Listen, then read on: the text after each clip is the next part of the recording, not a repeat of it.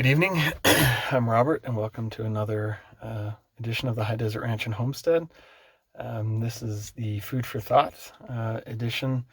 And if you're new to the channel, welcome. I hope you will enjoy this video and the other videos within this Food for Thought series, and check out the other videos as well. I'm working on a really, I think, fun video with the backhoe.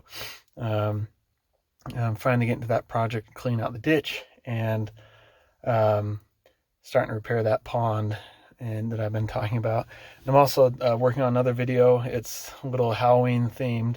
It's called the Basic Nutrition Project. So talking about how to properly nourish your steers and that. So look for those videos coming up. But please like, subscribe. Just like I was pounding that dirt with the backhoe. Please pound that subscribe and the like button, and share it with others. I really feel as I've been working on the with the backhoe today for several hours. You get time to think about things, and especially if you're not doing like a super complex task, it gives you time to kind of think, and as you're driving around. And so I feel this video is probably going to be one of the most, to date, I guess, important videos. I won't say it will be the most important, but to date. And it's a thing that isn't very understood by folks, and I've studied it quite a bit. I wouldn't consider myself an expert. There's plenty of other people that are experts in this that I'm about to talk about, but please stick with me. If you don't get anything out of this video, or if you're going to hurry and skip, I will put a timestamp either in the description below or in the actual video itself of the part you need to jump to. Because it's something that it's going to affect everybody. It's already affecting everybody, and it just is continuing to get worse.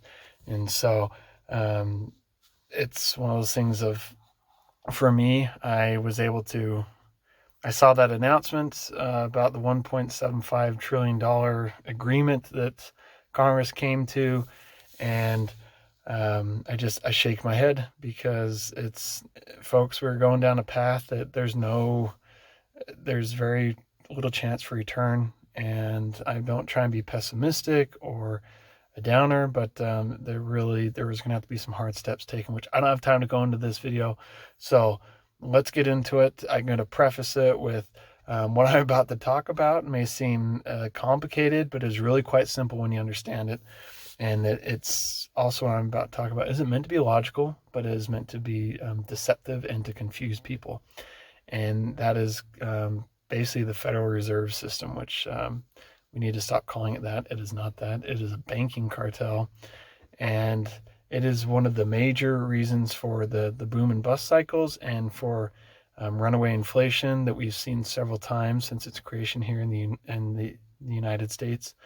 And we're seeing it again, and we've gone where no other country has gone before. And so it's just one of those things of, get ready to buckle up. So I'll take you back to a time where it was actually before I was born. So that kind of know how old I am. It was in the early 80s. I don't know how much national attention it got, but I'm just going to quickly walk you through just some examples all the way up to the present, this current $1.75 trillion bill, and just how frustrating and it infuriates me when I see this going on. It should the rest of you too. So Continental Illinois is a bank. I'm not sure if it got big news, or if you remember that was back in the early 80s. So we're talking 40 years ago. Basically, the government intervened. We're all familiar with the 2008 bailouts, the TARP, blah, blah, blah. But the government intervened via the Federal Reserve in this bank, and they bailed out this bank. And as is typical of the Federal Reserve, this banking cartel, which the definition of a cartel is to have a complete monopoly and either have zero competition or have a very limited competition. So the banking cartel, it's known as the Federal Reserve, they intervened on this bank's behalf and taught basically the bank no lessons in financial accountability, and instead they left the taxpayers on the hook. And by 1985, we're talking 1985 numbers, the Federal Reserve and the Treasury had given this bank over $9 billion by 1985. So $9 billion, that's huge. That's a staggering amount. And the Fed chairman at the time, Paul Volcker, said, I'm trying to remember, it was the operation, what was going on, he was called to Congress to testify, and he said, this is the operation, is the most basic function of the Federal Reserve. It is why it is founded. And so for all the conspiracy theorists, even they might watch this video and call me a conspiracy theorist, it has been proven time and time again over since the inception of the Federal Reserve on what is known as the island of Jekyll Island off the coast of Georgia, that it is what it was meant to be. And it's not a conspiracy theory, it is a conspiracy. There's a difference. And so fast forward to Fannie Mae, Freddie Mac in the early 2000s, they own nearly 50% of the mortgages in the U.S. And they were given basically $1 trillion in newly printed money. And that was the whole subprime mortgage debacle, all that kind of thing. And at the same time, and I'm just going to give another example, at the same time, AIG, which did get some discussion in the news, they were also given $70 billion of taxpayer-funded money, basically, again, no financial accountability, no financial lessons. And at the same time, the execs met in the St. Regis Resort Hotel to discuss strategies. One of the strategies was how to receive bonuses, and they were labeled as retention payouts. So again, we, the taxpayers, bail out these companies, and yet they continue to hand out just crazy amounts of money as far as bonuses. And then Merrill Lynch was basically given as a gift to the Bank of America, and the amount of money paid out in bonuses was in the hundreds of millions too, even though it was bailed out again by us, the U.S. taxpayers. So moving on to the 2008 TARP bailouts, everyone talks about, it was to the tune of $700 billion, which you'll remember years later, banks were still, it was showing on their books. They didn't even use it for the things that they said that they needed it for because they were too big to fail, blah, blah, blah. Well, you'll notice too, it's kind of an interesting thing, is the White House at the time, they told the media to call it a rescue plan and not a bailout. And of course, the media dutifully complied. It was years after those 2008 TARP bailouts, they did an independent investigation. They found between all assets, liabilities, and like the totals came to a total of $5 trillion, essentially, that they're bailed out. When everything was said and done, between the banks, automobile makers, all these kind of things, all these different finance companies, $5 trillion. And so basically it made an additional, and who picked up the tab? Us, the American taxpayers. It made an additional over $16,000 in lost savings and purchasing power of every single American. So not just adult, but every single American at the time. And when everything is said and done, from that just horrible debacle of bailouts and everything else.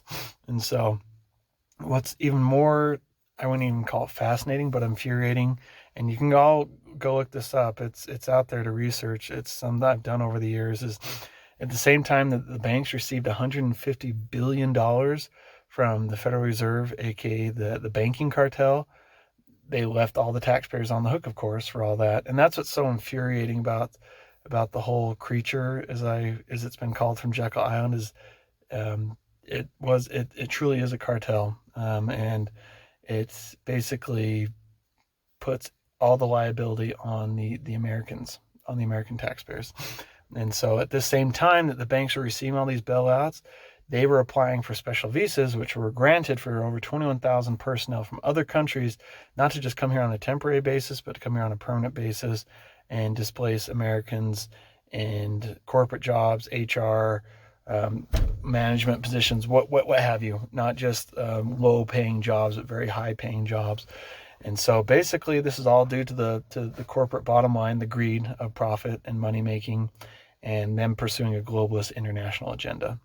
And so again, all the while basically viewing the taxpayers, us, the U.S. taxpayers, as a cash cow to be milked as much and often as possible. So definitely these, under our Constitution, which I don't have time to get into, these are not constitutional. Our founders never designed a banking system such as this. And at the time, instead of asking good questions and talking about the unconstitutionality, it was basically, the narrative was, oh, how much bailout is to be given, who's going to get it first, and how do we limit these bonuses for execs when they receive the bailout money? That was the conversation, not, hey, let's look at these problems that created it in the first place.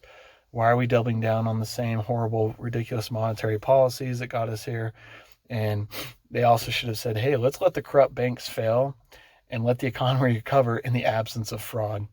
But that was not the mainstream discussion. So I know I guess I could be labeled a simpleton in my thoughts, but really, when you look at the history and you really dive into it, there's just so much fraud and things of that nature that no one learns the lesson. They just continue to repeat, and it just gets worse and worse and worse and worse. And I remember that in 2008. Oh, they're too big to fail. We can't let them fail. Well, it would have, anyways. Once you understand the cabal that is the Federal Reserve, it all makes sense why all that happens. So I want to pose a few questions. And this might be a little bit longer, but I'm trying to move as fast as I can. So again, I hope you're still with me. If you are, I promise this is going to make a little bit more sense now that it's starting to come full circle to our modern day, what we're seeing happening. And so basically, when you're looking at something of creating money out of nothing for lending, this would imply that implies that money is created, then waits for someone to borrow it. But then others will also say money is created out of debt, but both these trains of thought are misleading. What that implies is that debt exists first, and then it is converted into money. But in truth, money is not created until the instance it is borrowed. And it is the act of borrowing that causes it to spring into existence the way our money exists now in our system. And so consequentially, the act of paying off debt causes it to vanish. And so, and because the reason why that is because our money is no longer backed by gold or silver. So thus our currency is essentially a fiat currency or fiat money. And the definition of fiat money is that it has no intrinsic value, and in other words, it's not backed by something of value, gold, silver, and it has unlimited supply amounts, this fiat currency. So instead of it being backed by something of intrinsic value, it's backed by decree. And so that's why on every single bill in our country, they changed it. When you look at some of the old greenbacks at the top, it says Federal Reserve note. But then it also has that note up in the top left corner. It says, this note is legal tender for debts, both public and private. And so why do we even use money? And it's the only reason why we do, at least currently the way it is because folks have confidence to use the money for purchasing commodities and conducting financial activities. And again, it's declared by law because the whole, what it's declared on the actual dollar bill. And so, but also too, and this is one of the key parts, is the federal government requires this fiat currency as payment for tax liabilities. And so to clear such a debt creates a demand for the fiat dollar. Are you with me still? So I promise it's going to make more sense. And if it doesn't, or you might need to rewatch this video a few times, but money would vanish without debt.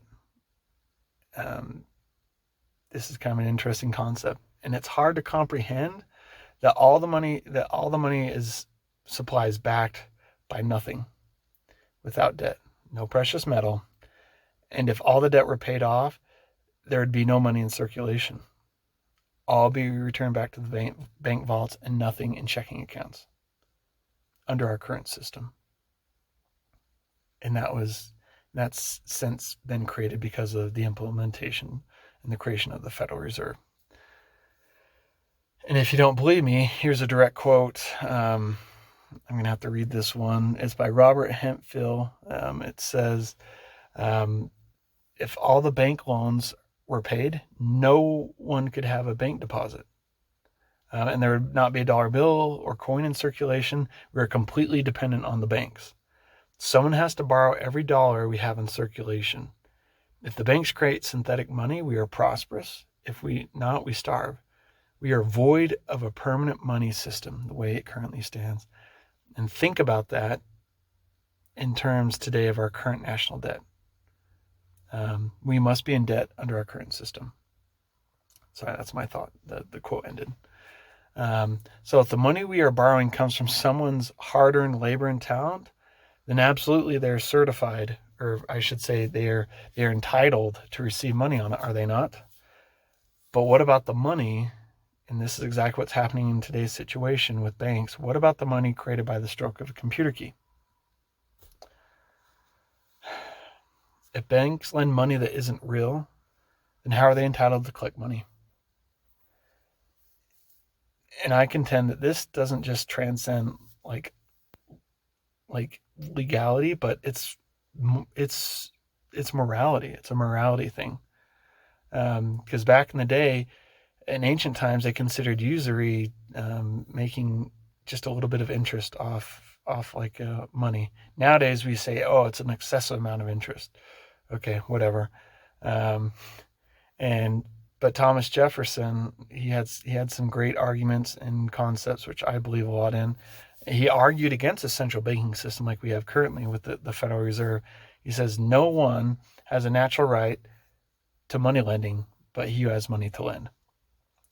So again, when you think about that, all this money that is being created, it's a fiat currency. It's not based on anything.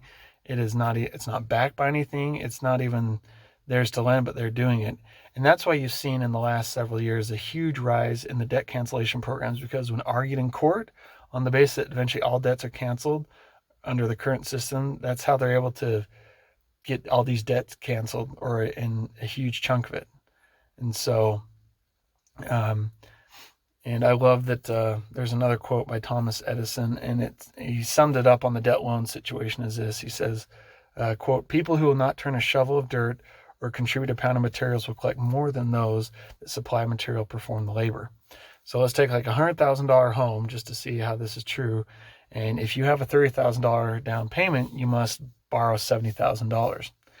And we're going to assume a high interest rate loan of 11% for 30 years. The amount of interest paid over this time is $160,000, $167,000 on the life of that loan. So essentially, this amount paid is 2.5 times greater than the labor and the materials provided to build the home and supply it. So this, of course, this figure, this amount of money, represents a time value and can be justified by a lender that deserves compensation for surrendering the capital necessary for 3 decades, right? But that assumes that the lender has something to surrender, that he or she had earned or saved the capital and then lends it for a home building. But that's not how our system works. Again, going back to, there's no money. It is not backed by anything. And so it's just literally being created out of nothing. So what are we to think about this lender who did nothing to earn the money or saved it and simply created out of nothing? What is the time value of nothing? Right? So essentially every dollar that exists in the form of currency, checkbook money, or credit card money, essentially our entire money supply exists because it was borrowed by someone else. All the American dollars in the entire world are earning a daily compounding interest for the banks which created them. Like, if that doesn't infuriate you, like that's again going back to why was the banking cartel created back in 1913 to begin with? It was to limit competition and create an endless wealth stream for just a few. This is the part I was talking about from at the beginning. If you want to just skip, here's like the whole meat of the gooey center, the key to understanding the Federal Reserve. And I think it's something that they don't teach, and I think it's very conscious and specific why they don't teach it. But essentially, this entire banking cartel was created, and it's been talked about over the decades by various chairs of the Federal Reserve, is that this entire function of the banking cartel, the Federal Reserve, is to convert debt into money. The Fed takes all government bonds, and this is where you're starting to see full circle. I'm bringing it to today's thing in the last 18 months, how much debt has been issued, how much money has been printed out of nothing, created out of nothing, this fiat currency that we have. So the federal government takes all the Federal Reserve takes all government bonds that the public does not buy and writes a check to Congress. And so in exchange for them, it acquires other debts too. But these government bonds are the majority of what the Federal Reserve holds. And so there is no money to back up this check to Congress, essentially. And so, but these fiat dollars are created on the spot for that purpose. And by calling these bonds reserves, the Federal Reserve, this banking cartel, uses them as a base to create nine additional dollars for every dollar created for the bonds themselves that they issue to Congress. So the money created for the bonds is spent by the government, whereas the money created on top of those bonds, the 9 additional dollars, is a source for every bank loan made throughout all the U.S.'s, like the American businesses and individuals. And so the result of this process is the same as creating money on the press, on a printing press, but really the illusion is based upon an accounting trick, not a printing press. And so the bottom line is that Congress, these politicians, these elected officials, and the private banking cartel, or I should say, banking cartel, because it's not a private banking cartel. I won't get into that, but the banking cartel enter into a partnership where the bank cartel has the privilege of collecting interest on the money, which it creates out of nothing, a perpetual override, if you will, on every American dollar that exists in the entire world. And Congress has the unlimited funding, and then for the voters, that their taxes are being raised via the process of inflation. And if you understand this process, you understand the Federal Reserve System. So again, Congress has unlimited funding, and the voters, they don't raise taxes directly, but it's indirectly raised through the process of inflation. And so when knowing that, Thomas Jefferson, I love this quote where he says, a private centralized banking system that issues currency that is happening now, and having the taxes service the debt is a larger threat to the republic and its citizens than a standing army. And the more you understand that, like, it hits you that that's the case. And so inflation doesn't occur when there's a national debt, not always, and that's something important. And you'll understand why, but it can. That's definitely a thing, and it's about the amount of total money created. That's what creates the inflation. And so note that when the Federal Reserve, and they're doing it currently, when they actually go and buy back other countries' debt that's owed to American banks through the issuing of bonds, which then eventually makes its long way back to American banks. Then issue that money in the form of loans. Remember that 9-to-1 ratio? So we as citizens, again, bear that cost through the loss and decrease in purchasing power. The expansion of the money supply and inflation that follows doesn't require federal deficits. That's one example.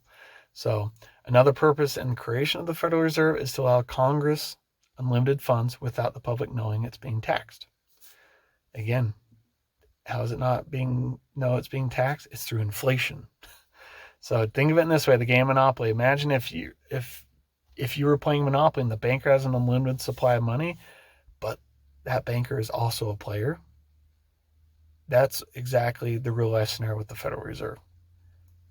Eventually, if this were the case, speaking about the game Monopoly, the quantity of money increases. In turn, the money becomes worthless, and the price of bidding on the property goes higher and higher. And eventually, one person owns everything. That's why the game's called Monopoly.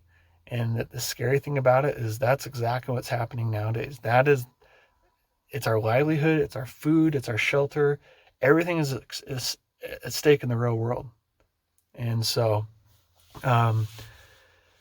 something that if your mind's not already blown, or maybe you're completely confused, again, go back and watch this as many times. I'm trying to make this simple and understand because it doesn't get explained to people. And so the national debt is not true debt because here's the kicker: nobody in Washington expects to pay back the debt. So essentially it gives politicians via the Federal Reserve unlimited spending money without having to directly raise taxes and provide the banking cartel. And it provides the banking cartel with unlimited, basically, river of gold as far as profits are concerned. And so if what I just told you doesn't make you mad and so again, why bother with taxes? instead of just operating on monetized debt. Well, I have two theories or two thoughts about this. And one of them is if the government didn't tax, or, people would begin to wonder about the source of money. And then folks would probably wake up to the reality that inflation is a tax. Thus, open by having like open taxes, it helps to perpetuate public ignorance and helps to hide the banking cartel scheme. And number two, I think is, I've seen it and I've studied it, and all you have to do is observe or look into it somewhat, is that progressive taxes are a weapon to wage war on the middle class from elite social planners. Think Animal Farm, all animals are equal, some are more equal than others. And essentially, it's the whole redistribution of wealth from one economic class to another. And so we not only get hammered by the inflation, but then there's also this progressive tax that's waged upon the working man and woman. And if you don't believe me on that, see an article. It's from the January 1946 American Affairs, Beardsley Rummel, where the article is titled "Taxes for Revenue Are Obsolete." And as I always like to say, what do we do personally? And I would say get out of debt. Variable debt, especially your credit card debt, consumer debt, things of that nature. And if you can, try and pay off your house. If you have a mortgage, hopefully it's a modest mortgage. You're not house poor. And remember, a person can only be tempted to go into debt and not forced. Live within your means, folks. Every country, civilization, and empire that has entered into a fiat currency has been met with economic collapse.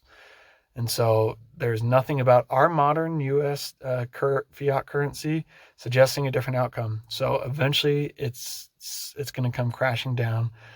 And what's sad to think about is our politicians cannot allow the serious reduction of our national debt or consumer debt that's being charged interest on pretended loans is usury. Remember that, going back to that. And basically it has become institutionalized under the Federal Reserve System, this debt. So, I've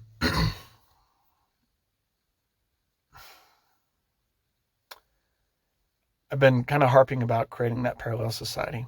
It doesn't have to be a physical society or separated, but learn the skills, prepare what you need to do, learn something else that'll be valuable, and serve others, serve your neighbor, get to know your neighbor, create that sense of community. Where there's a need that you see, serve and do it. And so, because if you haven't understood this by now, by the end of this, is that the money in our accounts is literally nothing, is based upon debt, and it's a grand illusion. And the end product of this current bill, it sounds like it's going to pass, and it's going to continue to plunge us into further debt and just this crazy, just abyss. We printed over 40% of our total currency in our entire country's existence in the last 18 months. That's not going to end well. And mark my words, I am not going to be proved wrong on this because of everything I've just talked to you about. The end product of this new $1.75 trillion agreement, or whatever it's called, will continue the artificial expansion of the money supply, which is the root cause of a hidden tax called inflation. This expansion leads to contraction, and together leads to the destructive boom-bust cycle. If I wasn't tired, I'm tired now. So again, please like, subscribe, share with others. I hope I made sense. And if it doesn't make sense, please go back and listen to various parts of this video and leave what you think. Leave your thoughts and comments below, and I will catch you on the next video.